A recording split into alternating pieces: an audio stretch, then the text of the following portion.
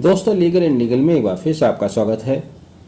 राज्यसभा के पूर्व सांसद डॉक्टर सुब्रमण्यम स्वामी द्वारा दिल्ली उच्च न्यायालय के समक्ष एक याचिका दायर की गई है, जिसने केंद्र सरकार की चिंताओं को बढ़ा दिया है।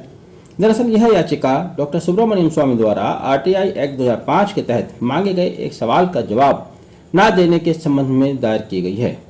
यहाँ हम आपको बता दें कि डॉक्टर सुब्रमण्यम स्वामी द्वारा आरटीआई के तहत केंद्र सरकार से एक सूचना चाही गई थी, जिसमें उन्होंने पूछा था कि साल 2014 से लेकर अब तक चीन द्वारा भारत की कितनी जमीन पर कब्जा कर लिया गया है।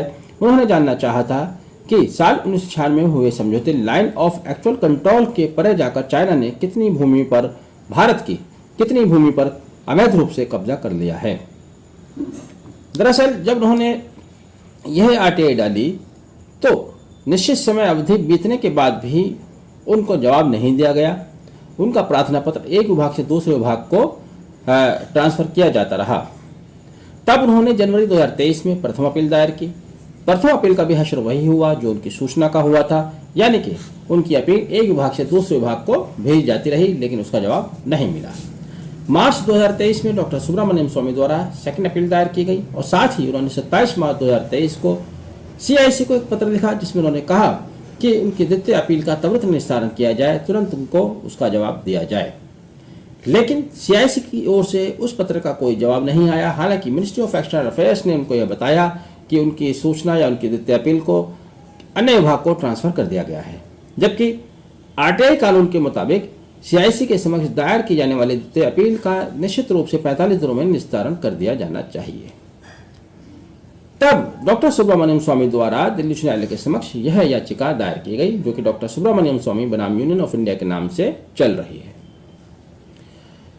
दिल्ली उच्च न्यायालय ने रेस्पोंडेंट्स को नोटिस जारी किया है, केंद्र सरकार को, सीआईसी को, प्रथम अपीलेट को, और उनसे जवाब देने के लिए कहा है। तो अब निश्चित रूप से केंद्र सरकार को जवाब देना होगा, क्या सच्चाई है वो सामने लानी होगी।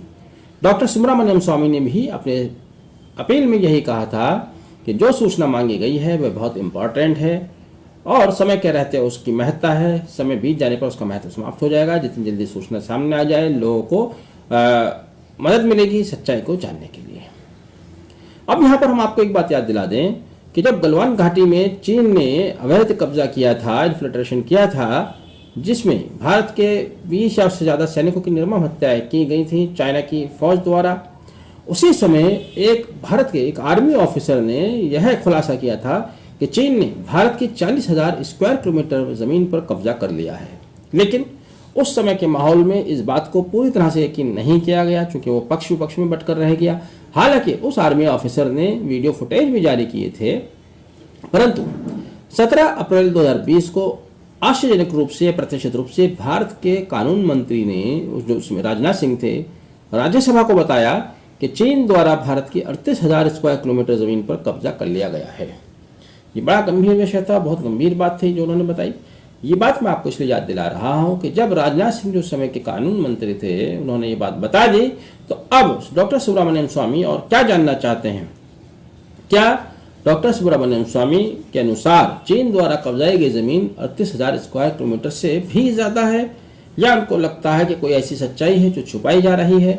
बहरहाल जो भी हो, अब दिल्ली उच्च न्यायालय के समक्ष याचिका पेंडिंग है, जिसमें अगली सुनवाई जनवरी 2024 में होनी है।